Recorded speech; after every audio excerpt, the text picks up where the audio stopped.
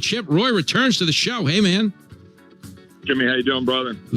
Man, I'm actually, I got to tell you this. As a guy who hosts a Saturday night TV show on Fox, I'm admiring the performance art of the people on the left that have kind of erased Kamala's record in the last week. Have you noticed a little bit of that?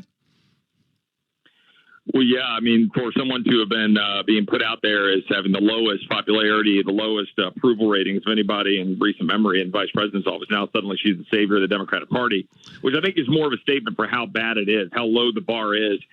They're willing to take anybody with a pulse.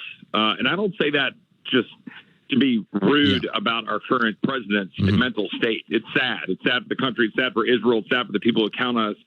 And, you know, you always have a great, lighthearted, humorous show, but dadgummit, I mean, you watch what's happening here, and what's happening to our country. You watch the economic markets. I'm sorry, the financial markets and the economy in turmoil.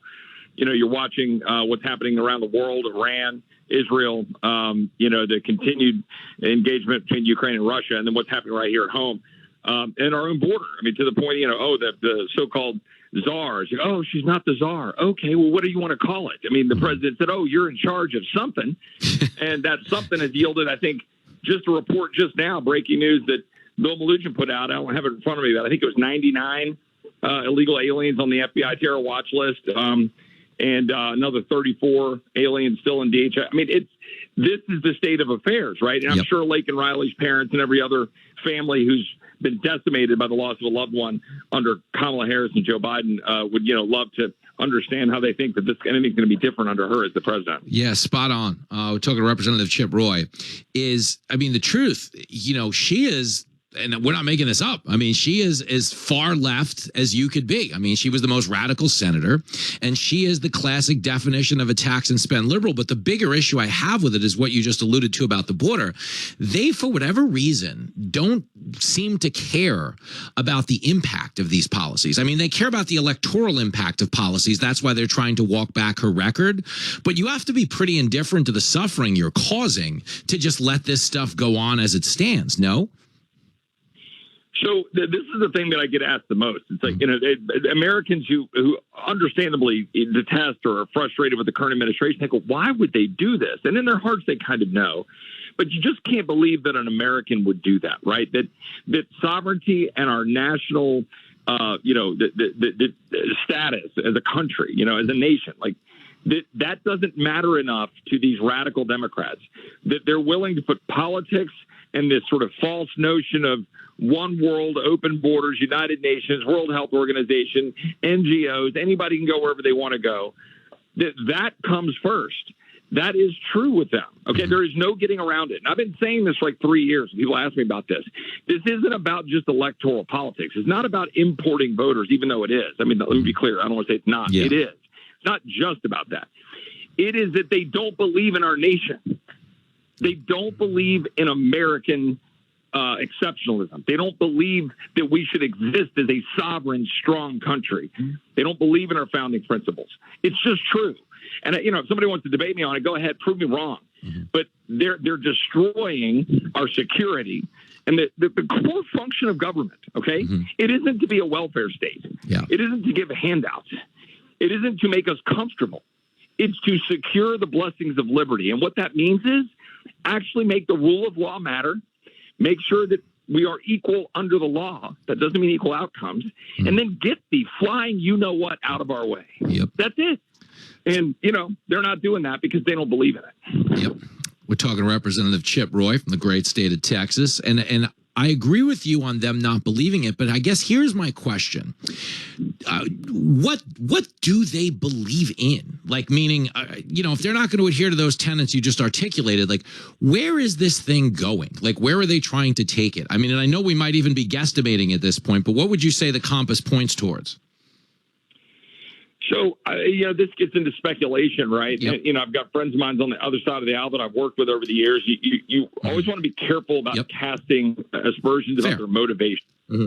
I think we've got a mix of reasons why, but I think at the end of the day, for a variety of reasons, the radical progressive left, the radical progressive Democrats, okay, because that's what they are. People forget that. Democrats, there's a lot of Democrats in this country that think Democrats aren't as crazy as they are because their daddy was a Democrat, their granddaddy was a Democrat, and so forth.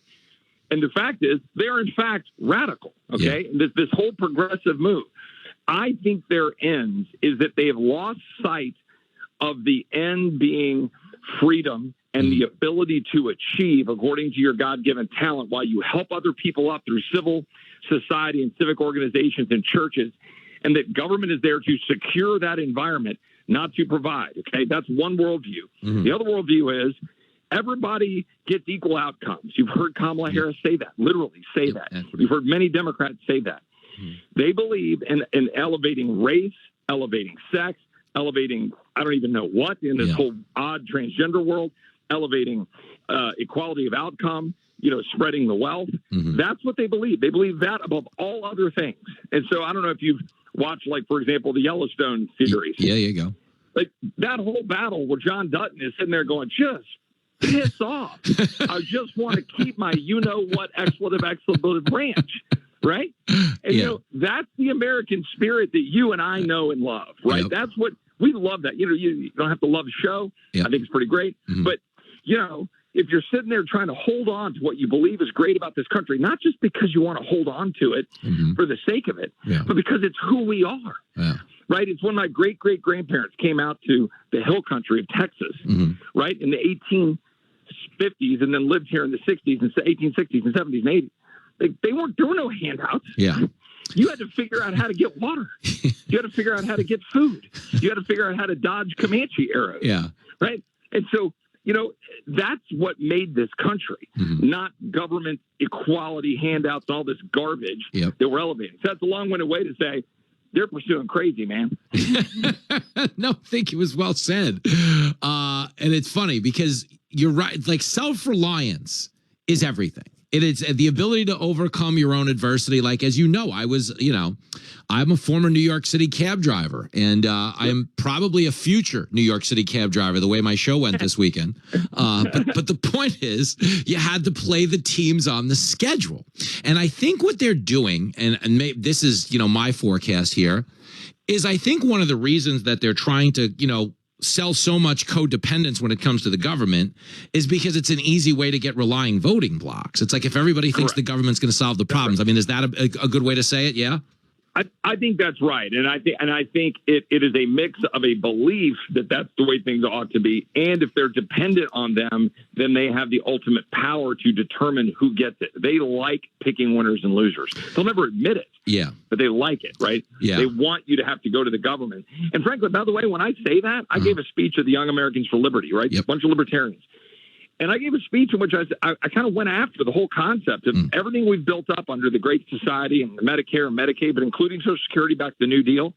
We owe everybody. I want to be clear. I'm going to flip people out. Of course, we need to honor our commitments. But let's be clear. All of that is intentional. It's to get you this whole progressive movement since Woodrow Wilson is to get people on the state. And then the state can allocate those resources. We believe markets allocate resources and that personal responsibility and self-fulfillment from taking that out under your faith and your hard work, we believe in that. And they're just different worldviews. Yeah, that's what it is. And I can tell you through, in my own experience, like the coolest thing you could ever do for yourself is provide for yourself. And the whole handout mentality, it sucks, but they've kind of made this fashionable because they champion victimhood on the left now. And they're using what would traditionally be symbols of achievement to sell us some type of a pretend oppression. But there's nobody if you're living in America, comparative to the rest of the world, wouldn't you say on some level, like there's a generation of people in this country that are those kids that grew up in the richest house on the block and complained the whole time because they had no idea what was going on next door? So I couldn't agree more, right? I mean, in terms of, if you're in the worst position in this country, you're still better off than 99.9% of humanity over the entirety of the history of this planet. And look, and I think like what you just said, I think is really, really important. And when we talk about these like handouts that we're talking about, it's a bigger issue than that, right? And it goes to the whole DEI, critical race theory, equal outcomes, all of that. But I got to be blunt here. I'm an equal opportunity basher of both parties. Republicans are almost just as guilty because while Democrats and radical progressive Democrats go push that agenda, Republicans go over here and cower in the corner because it's hard to go message that. And I get that it's hard, right? Yeah. Democrats sell free crap. It's not free, but it looks free. And they go out there and say, hey, you can have all this stuff. And we're over here going saying, hey, if you work hard and you do all the right thing and you treat people well, then you'll have even better than that. And they're over there selling the free stuff. But we refuse to fight for it. And in the meantime, we're losing our country. So it's game time. In that speech, I talked about the time for choosing. Reagan gave that famous speech in 1964, October of 64, 60 years ago, Jimmy. Wow. We chose incorrectly. We chose wrong. Reagan posed the question, and we chose wrong. We chose the easy path. We chose more handouts. We chose more spending. We chose $35 trillion in debt. We chose to, pursue the path of diversity, equity, inclusion, and affirmative action, and all the various shades of that. We've chosen incorrectly. Now is the time for the new generation of leadership after the baby boomers that messed it all up for decades. It's our turn. Generation X, who grew up under Reagan, and the new kids on the block. We need to step up and save this country, or there ain't going to be one. No, I'd drink to that, man. I really would. And just to bring it full circle, because I never let you off the phone without a minimum of 3 sports references.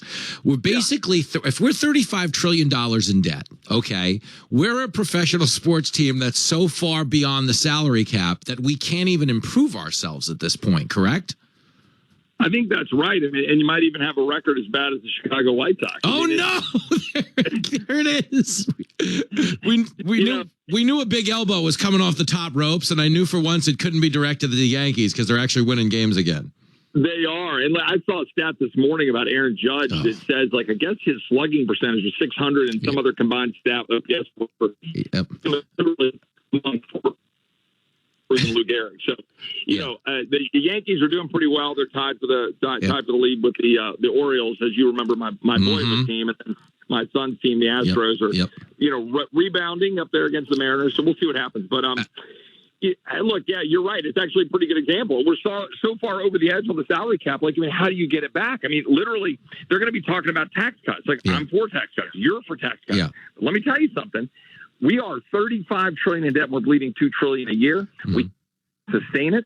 It's about time we finally just say, nope, there's no more room in the end, and we got to figure this stuff out. Thank you. And I know 1,000%. But that's the biggest challenge is we don't even have a revenue problem. It's just a spending problem. We're taking in a record level of revenue, but it's bombs away. We're just spending too much money. So we need a good GM.